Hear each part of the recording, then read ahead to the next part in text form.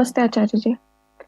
Uh, I've been listening to you from quite some time now, and it has benefited me in the sense I feel a sense of freedom because I no more think it is important to have a belief system or rather replace one belief system with another and keep on believing in something.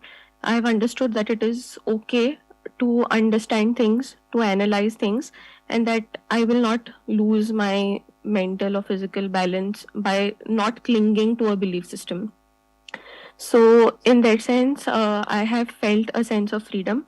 However, there is a question that is troubling me from quite some time because before this, I used to listen to some spiritual gurus or some organizations, and I thought that I had this freedom of listening to them as a spectator. कि okay सुन लिया ये बात अच्छी लग रही है तो कर लो except if I feel that this is something that doesn't have any basis to I would distance myself from it but now since I have started listening to you, now there is a question of associating myself with the organization. So I have a question that I've written down because I didn't want to go haywire. Can I read it? Is it necessary to have one and only one living spiritual guru that you are completely devoted to or surrendered to, or can the need be replaced by a text? With the kind of spiritual environment in the world, complete surrender creates a kind of fear. Leaving yourself completely into the hands of the other is at times fearful, now more so because it has taken the form of organizations and a lot of propaganda. And if yes, a guru is necessary, you yourself say that a man is always surrounded by or embraced by Maya. Is it for us to filter the information given by my guru? This is a paradox, a dilemma to me, because complete surrender, though can be wonderful and it will actually hit your ego, help you get out of it, it can be fearful, and not surrendering can be a game of the ego, for who am I to filter the knowledge given by my master?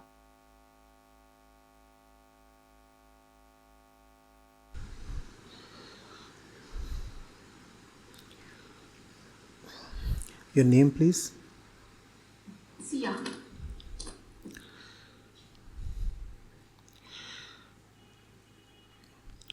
It's a tricky thing. Let's see. The guide has to be your own urge to live in freedom without bondages, to not live as a plaything of circumstances. That has to be the guru. I'm quite skeptical of accepting a person, any person, as your absolute guide. But I said it's a tricky thing because equally I would be very keen to seek guidance from where it is coming. In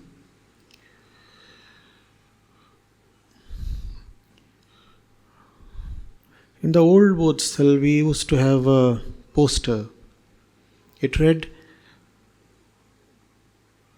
"The teacher is the..." Is she here? Kamlesh?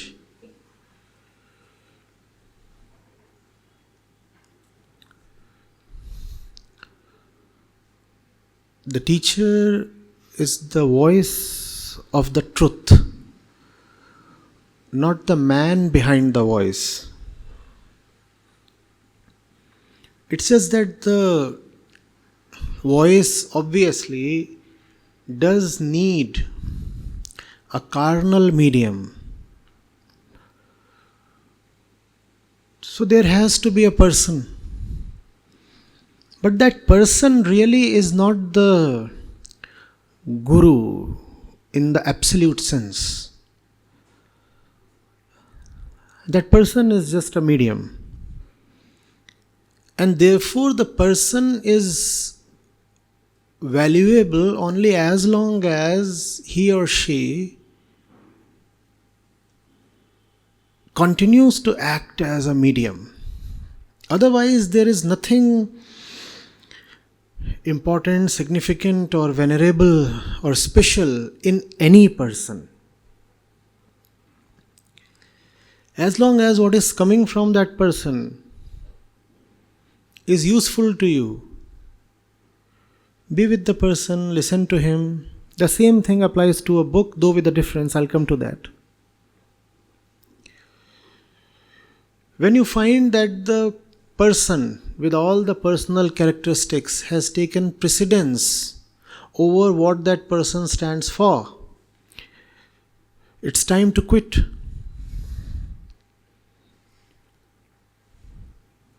And what becomes quite a grave situation in most such guru-disciple cases is that often the guru does not even stand for everything, for anything, even nominally.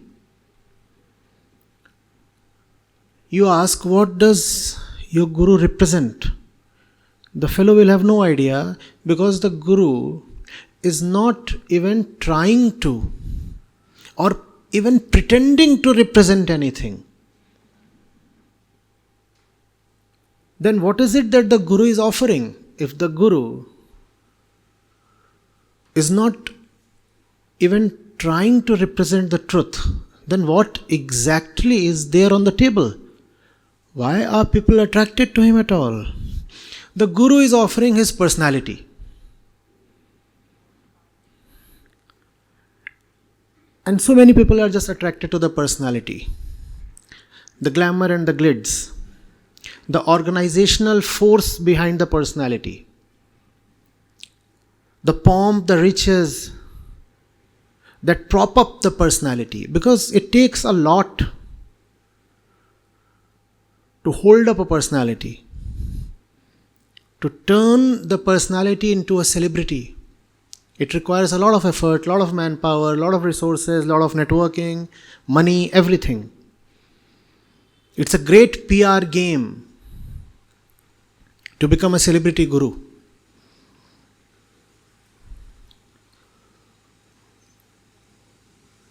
And often we do not even want to ask, fine, I can see all the jazz, but what is it that you are bringing to me? Please tell me. Or are you there only to intimidate me with the weight of your glamour and the assertion that you are somebody?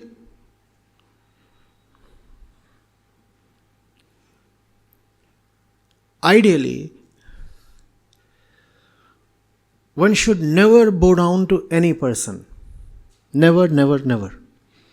In fact, all my life, even I have been quite skeptical of persons. And absolute and unconditional surrender to any person is something I would be very vigilant against. And whenever I have bowed down to a person, it has been with great discretion, great observation, great patience, and therefore with great love. That love has been the product of discretion, that love has been the product of what that person has brought to me as a representative. Otherwise, I squirm at the thought of prostrating before a mere mortal.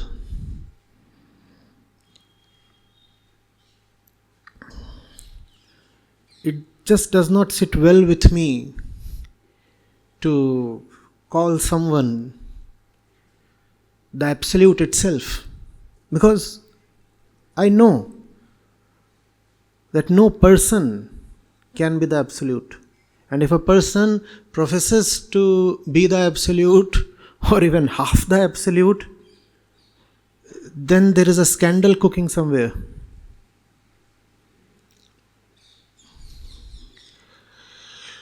Ideally, no need of persons. However, there is a practical problem, as we have just said. The absolute by itself cannot come and talk to you. The absolute has no voice, no throat, no words of its own. Whenever the absolute will shine, it will be through a worldly medium. So that worldly medium is indeed valuable when it, and only when it acts as the medium. This distinction is foremost. Is that person acting as a medium, or is that person imposing his own persona upon me? This distinction is everything. Is he a representative of the king, or is he trying to usurp the king's throne for himself? These are two very different things, right? The ambassador cannot be the president. And oftentimes, the ambassador is not even a worthy ambassador. He's just trying to pretend to be an ambassador, whereas he internally is raising hopes of being called the king one day.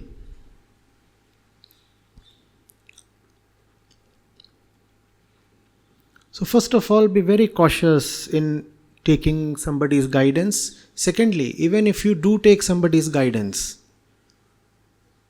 nothing is eternal, nothing is unconditional, nothing is absolute. Only the absolute is unconditional, only the absolute is timeless. Always remain vigilant, always. Maya is all powerful. The ones we call as gurus, too, are not Maya proof. She can make anyone slip at any time.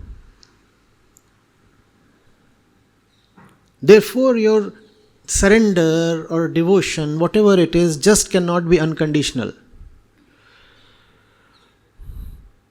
Do keep it conditional always. And what is the condition? As long as you are the voice of the truth, I am with you. The day you start barking in your own animal voice, nothing doing, I leave. I'm not here to hear your voice. As far as bodies go, all bodies are the same. Your body is the same as mine. I'm not here to take sermons from just another body like mine. However, if you can pay the price of distancing yourself from yourself, then I'll listen to you. And only as long.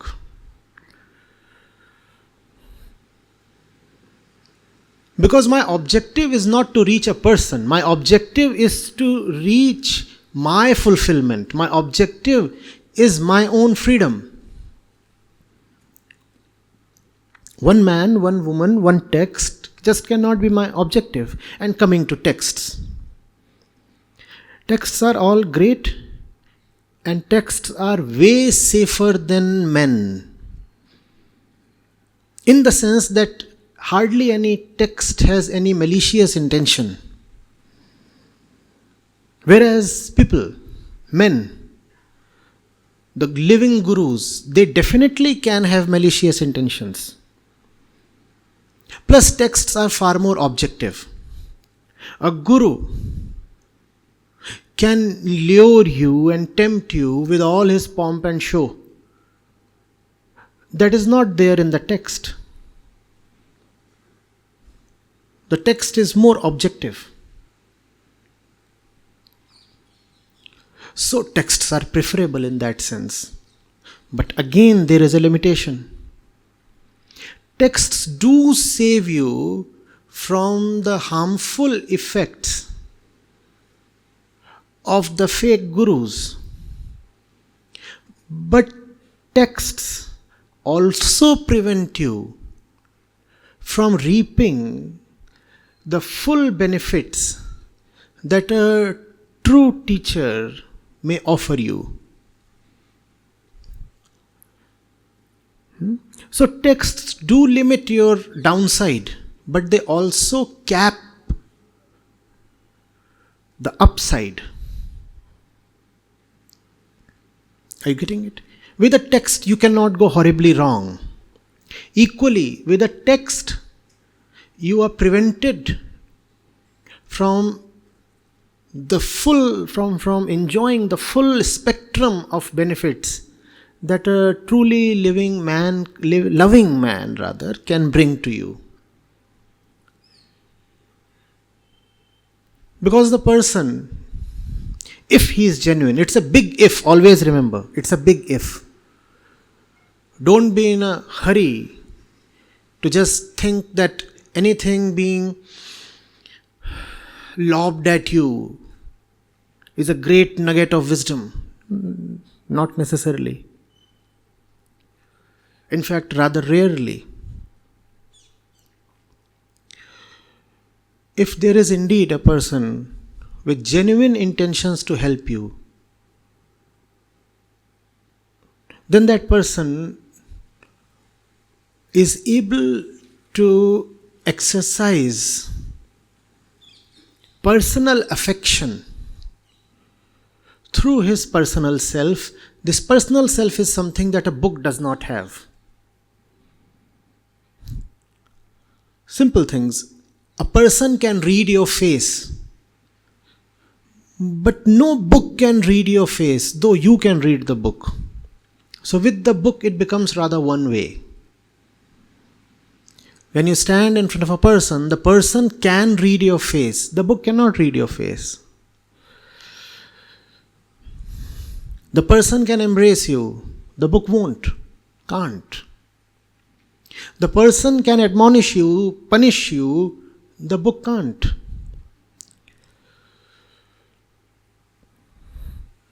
The person can turn you away. The book is at your disposal always. You do something totally despicable, the person can ask you to get out, leave. But you can keep doing all horrible things and still carry the book. The book is helpless in your hands. That's the limitation the book carries. So all these things are there. You have to weigh in on all of them. The book definitely is safer, I'm saying. The book is not going to loot you. And if you are a female disciple, the book is not going to tempt and rape you. And such things have happened. With persons. Personal masters, that is. The book is not going to ask you to go and riot in the city, in the streets of the city.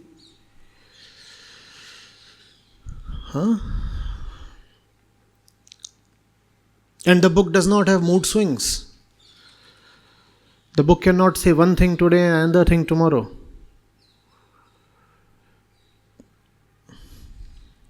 With the person, there is no such guarantee. So with the book, there is a great deal of safety. And we said with the book, there is also a big limitation. One must start with books. Good to begin with they are. However, if one comes to a point, having been with books for long, having gained much wisdom from the books for long, then if one comes to a point where he or she starts finding the books insufficient, probably then that is the time to seek personal guidance. That is my approach. That's why I advocate books so much.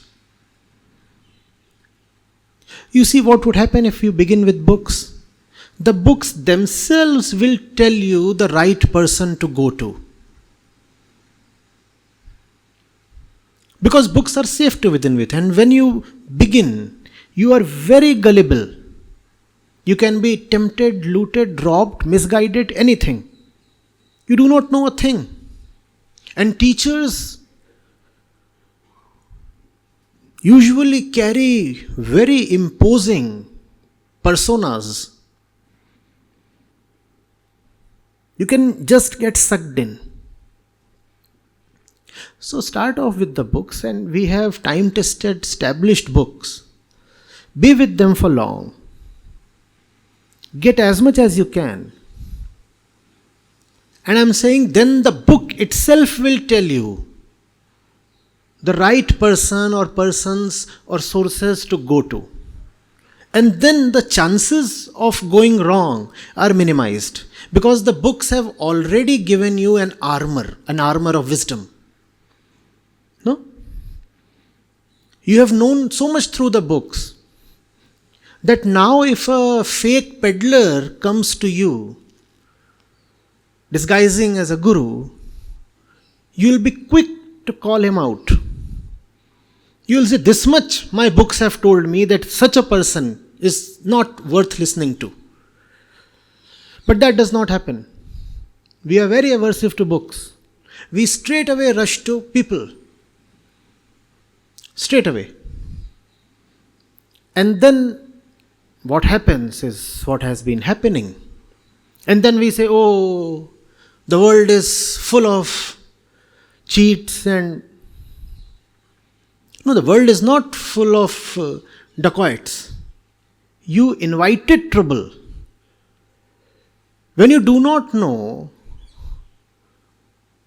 who to go to, why did you go to anybody? Just because the fellow happened to be popular? Just because there was a lot of glids and the fellow was well networked? Or the fellow came from a long tradition? Or had the backing of a huge and deeply funded organization? So you thought, well, everybody is going there, let me also queue up. And then when you are disappointed, you blame the world. Why blame the world? What's the problem in reading books first? At least have the fundamentals ready. For those fundamentals, you do not need any specialist teacher. Not needed. Even here in the Mahotsav, I try to ensure that you first read the books in the morning, so that you are prepared to an extent. First be with the books all by yourself. For every little thing, why do you need a personal teacher? Are you not capable? Are you not mature enough? What's your age? Will you rush to some person for every small thing? Read the books. Chances are you may not even need a so-called living, breathing teacher. And if even after reading the book you have doubts, those doubts at least will have some level. At least you won't come up with childish queries and waste the teacher's time. Your problems would be more genuine if you come after reading the books. That way you'll be helping yourself as well as the teacher, assuming the teacher is genuine. If the teacher is not genuine, he will anyway not send you to the books. Because books will be a great problem for the false teacher.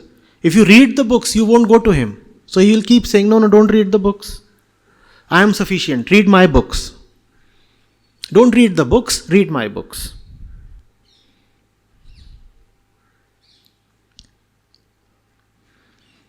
Do you get this? It's not a 0 or 1 thing. It's a nuanced thing. And you have to make your way through all this. The last thing to do is, rather 2 things to do. 1, do not just unconditionally accept any person. Do not do that. Second, do not try to avoid books. Right? The approach I am suggesting is, be with the books and then with the teacher. Or be with the books and the teacher concurrently. These 2 will either be sequential or concurrent. But you cannot have just one of them. If you have just the person, chances are you will be deceived. If you have just the books, chances are that your progress will be safe but limited. In case you have to choose between either a book or a person, go for the book. Definitely go for the book. If you are not sure about the person, remain with the book. At least you will be safe. And even if you have to go to a person, ensure that you are not keeping your books aside. Are you getting it?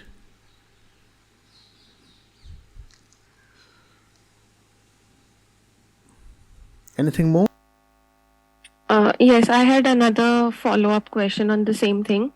What I had been doing in the beginning is, if I liked a video of yours or whatever I thought was I wanted to share with someone, I would directly share the video, or I would directly take a screenshot of some of the quotes and send them through. Slowly, what I started realizing is, I would get into fights with people, as in they would start questioning that, you are listening to another guru now, and now you have started sharing things about him, and you will find everything that this person says is right. So they would say such things. But now what I have started doing is, I have the app, and whenever the wisdom feed is uploaded, I usually take a screenshot and I crop your name out of it and I post it. Once I've started doing that, people readily accept what is being said, and they say, very good, where did you get this from? Where do you get all this from? So I feel that there is this kind of a problem also, wherein people agree to what is being said, but just because someone is saying it, they tend to refuse it. But I have a feeling of guilt, because I feel that because of social acceptance, or because people have started questioning me, is that the reason I have started cropping out the name? And is it okay? Should I feel guilty about it? It is a moral dilemma. This again, like everything in life, is nuanced.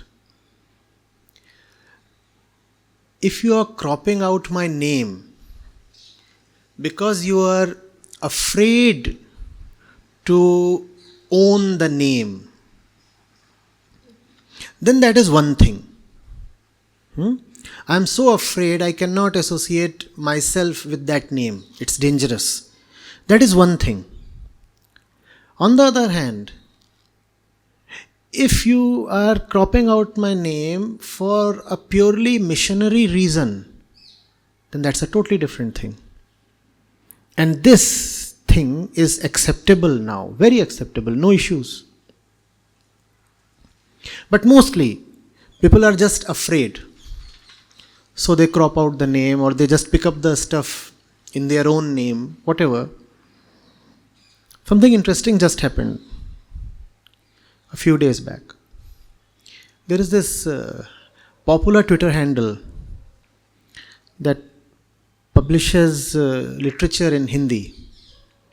They pick up pieces from the prominent authors and poets in Hindi, and they tweet.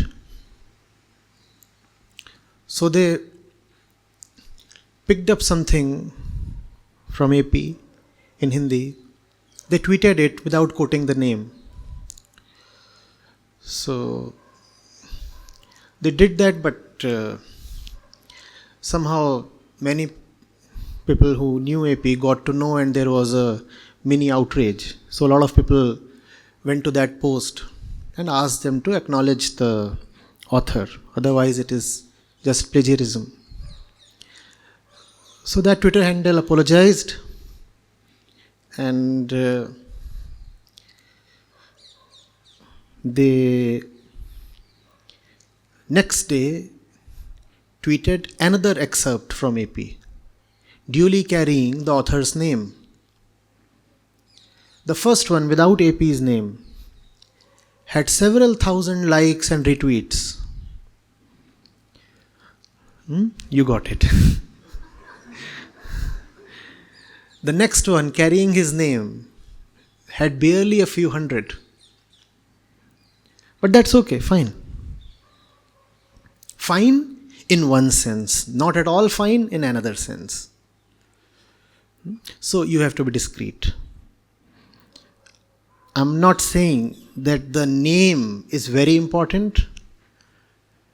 I'm also saying, ask yourself why the name must be avoided. And sometimes there is a genuine reason to leave out the name. In such cases, do leave out the name without any feeling of guilt. In other cases, you might be leaving out the name just because you don't have the guts to be with the name. Then it is not okay. So be clear about what your intention is.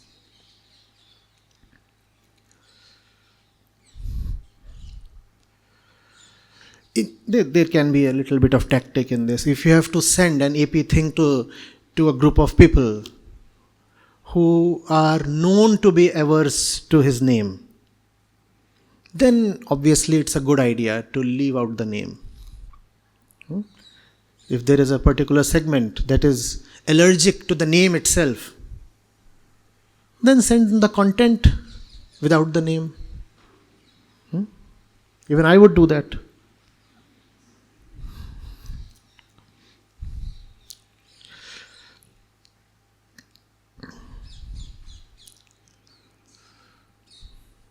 Anything else? No, thank you. Thank you so much. Thank you. I'd just like to extend the question that was asked by the lady in the online thing about gurus. So, ekam sat vipra bahu vadanti. So, one truth is expressed by sages in different names. So, there are different schools of thought. You also said in one of the videos that a theorem can be proved in multiple ways. So, as there are different schools of thought of self-realization, and as you come from Vedanta, the other gurus and other teachers come from other schools of thought. So, there has been this conflict which is seen even at the times of Osho and even in right now as well. So, why does this happen? And as a seeker, if I am somebody inclined towards hybridization, like I want to mix and match things, is that a trick of the ego, or is that something which is plausible, to move forward, or does that make things more difficult? Vedanta is not a school of thought. It's not. Sorry, it's a loose use of language. That's all. That's all. How can a clear inquiry into who you are be a school of thought? It's not a school of thought or an ideology or a way of thinking. You're looking at yourself and asking, who am I? That's Vedanta, full stop. How is it a school of thought? Yes, it's a wrong use of words from No, it's not merely a wrong use of words. It's a complete negation of the hybridization you're talking of. Equally, it permits all kinds of ways, including hybrid ways. But you cannot hybridize the question, who am I, with 1,000 miscellaneous questions. The realization that this is the most central question has to be paramount. This cannot be mixed with other things. Now, once you ask, who am I? After that, if you get the answer, I am most certainly a body, therefore what I need is physical exercises. Then you can proceed with something that tells you to do something in a physical way or whatever, and there are many other things. Vedanta looks at thought, right? It does not get expressed in thought. Vedanta is the mother of thought. The other things that you are talking of, they are products of thought. There has to be a difference between the mother of thought and several products of thought. There are people who may tell you, you do this, this will happen. You do this, that will happen. Vedanta says, who are you? And stops. After that, it's your ball. Play it the way you like. If I may elaborate on, is that okay? So, let's say if we take into consideration Yoga Sutras, it proceeds with Yama's... Why should I go to the Yoga Sutras? What need do I have? Let's begin from there. Because both Vedanta and... Wait.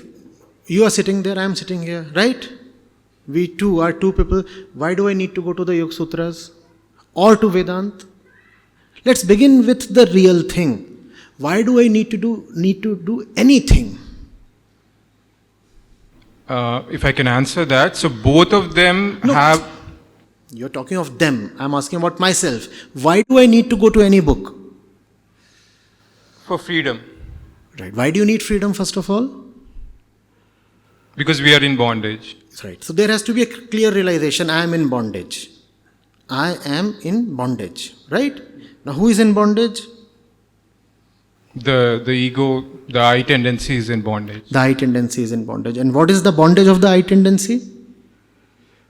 It's attached to a lot of things. Its knowledge of itself, what it takes itself to be, is its own bondage. What it takes itself to be is its own bondage, right? Its perception, its thoughts of itself are its bondage. Now tell me, which book should I go to? A book that does not talk of my self-perception, my self-image at all? Why should I go to it? I'm not trying to downplay any book. I'm just asking you, how do you really pick a book for yourself?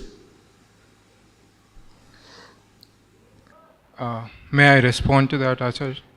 So, both these approaches have samadhi as their end goal, both Vedanta and the Yoga Sutras. And in the beginning of Yoga Sutras itself, they say the end goal is the stilling the modifications of the mind, and so that you can go to the witness. So they are saying the same thing.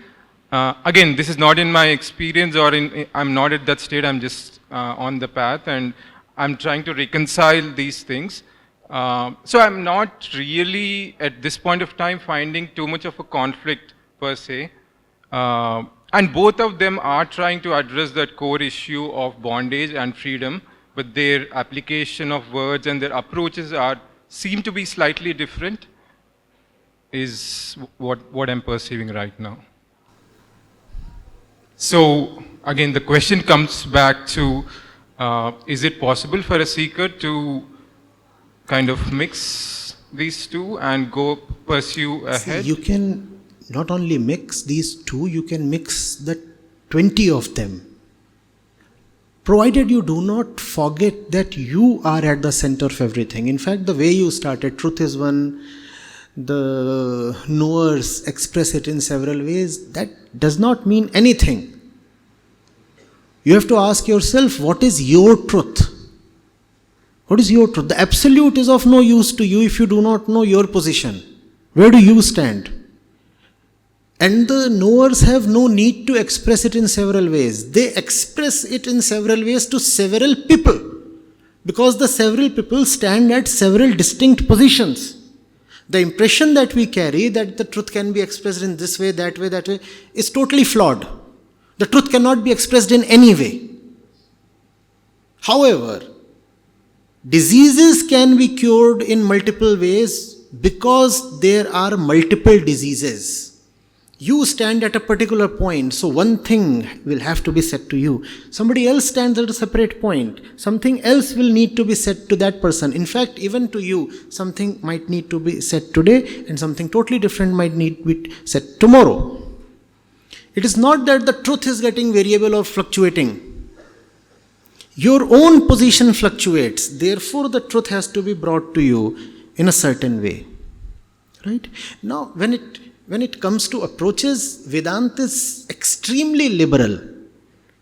Because the approaches do not matter at all, you see.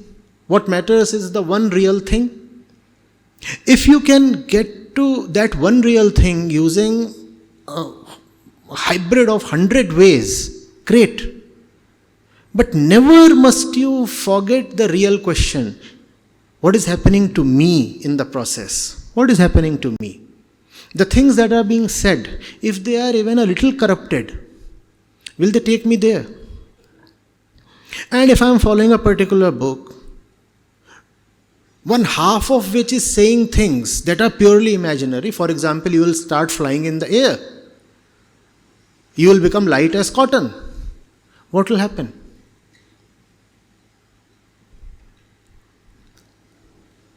Do go to all sources possible. But always ask yourself, what is happening to me in the process? Because you are at the center of all your effort. The book is not. The book is for your sake. You are not for the book's sake. So, in some of the videos you have said, if you are doing some practices and if they're working for you, by all means go ahead and do it. Yeah. So, I have experimented with some of those practices and they seem to be working. Hopefully I'm not biased in that conclusion. When they will work, then you will not say, hopefully I am not biased. Their work, the proof of their success is that you will know. And you will know for sure. If right now you have to attach such qualifications, hopefully, maybe, I do not know, probably I am not biased, then they are not working. But Acharya ji, now when we say something is working or something is not working, let's say if I have a random flow of thoughts 2 years back, and let's say that flow of thoughts, that irrelevant fluctuations have subsided a little, and I'm able to understand certain things clearly from your words, from other practices maybe. Now that's a sign that they are working at this point of time. So would that be a fair conclusion to make? I do not know. You see, it is very possible to very smoothly and speedily go down a road only to discover that there is a cul-de-sac, a dead end. Just because you have been speedily and smoothly going down a road and feel to have covered some distance, it does not necessarily bode well for you. You'll go down the wrong road for a long time only to find that the other side, the way to return, is equally long. So I do not know. You have to be extremely vigilant. Maya strikes in 1,000 ways. Just be vigilant. Keep being vigilant. What is going on? And the other question I have is, let's say if we are looking at the society and there are so many causes that one is concerned with and one is attuned to, that which needs to be addressed. Like for example, lack of green cover in our cities, veganism, the issue of honking and the noise pollution. And I can just go on listing these issues which I find all around me. So when one is convinced that one has to take up one of these things and work towards them irrespective of the challenges one might face, but I'm also equally overwhelmed by which one to pick, because they all somehow seem to be important. So in such a stage, how From can... what you are saying, be it respect to the books you need to pick from or the causes you need to pick from, I sense that there is a great hesitancy in according hierarchy, right? Many things might be good, but one has to realize which one is more valuable than the other. Just as any line that does not begin from the question, who is this line for? I'm talking of philosophy. Has to be inferior to something that begins with the question, who am I?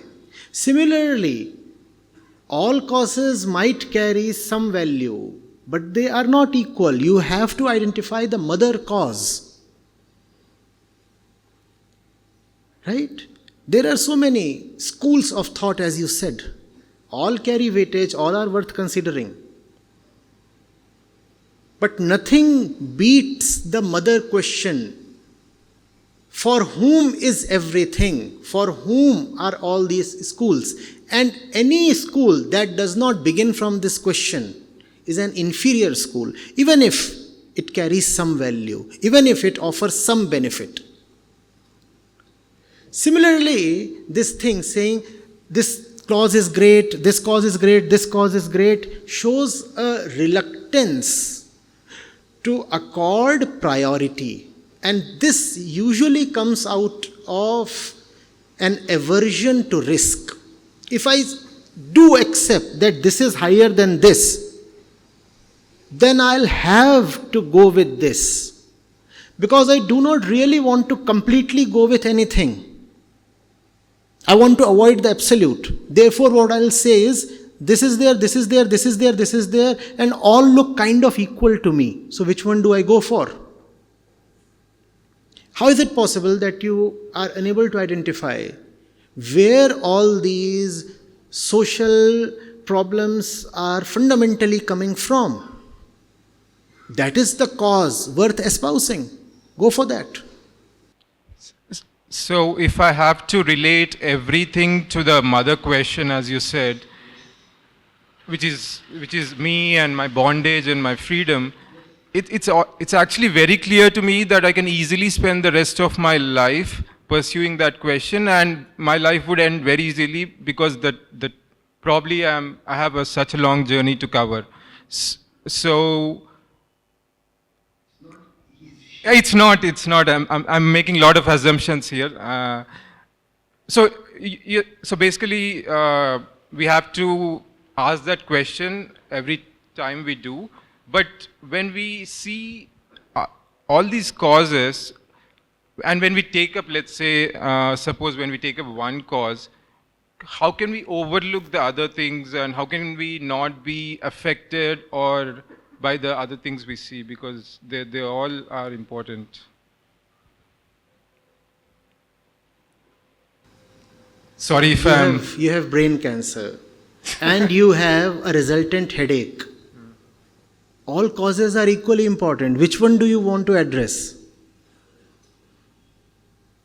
And you also have problems with eyesight because of the cancer. The cancer is affecting special parts in your brain.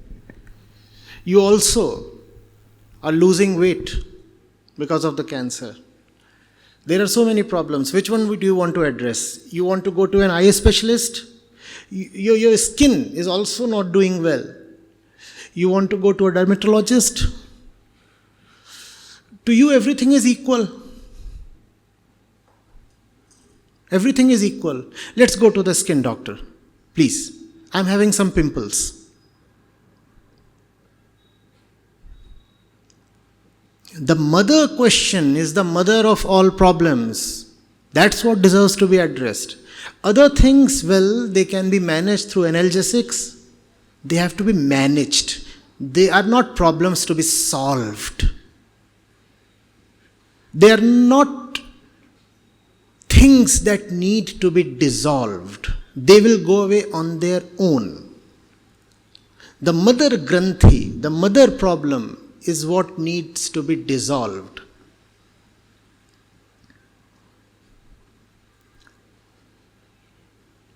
Thank you.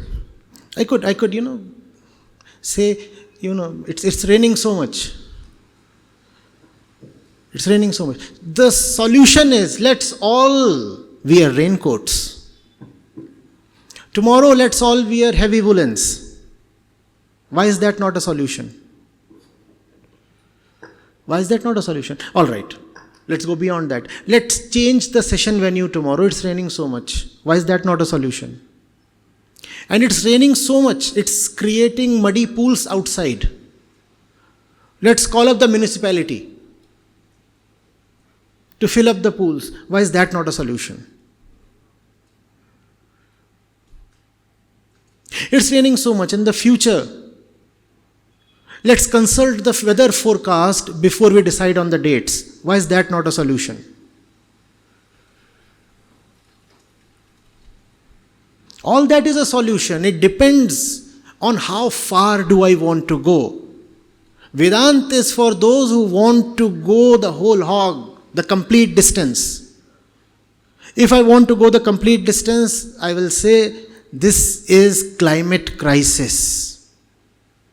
Yes, to manage the situation immediately, temporarily, I will probably use bitumen tapes to ensure there are no leaks. I'll also probably advise you to wear woolens tomorrow. But I'll know very well that all this is just problem management of a very temporary kind. This is no solution. If I am honest, then I want to go right to the root of the solution. Is that not so? I want to address the root. And if I just want to somehow address my responsibility in a superficial way, then I'll do some little thing and feel happy that the situation has been brought in control. It's okay. We anyway don't have to be on this planet for long, just as we don't have to be in this hall forever. So let's just do something that enables us to spend the next 2 days nicely, and then we will depart, just as we'll depart one day from this planet. So why do we need to take too much load? Just do some little thing and declare that's the end of your responsibility. That approach too you can take. All that depends on your inner honesty and your willingness to shoulder responsibility. There can be no one answer. The answer depends on you. That's Vedanta.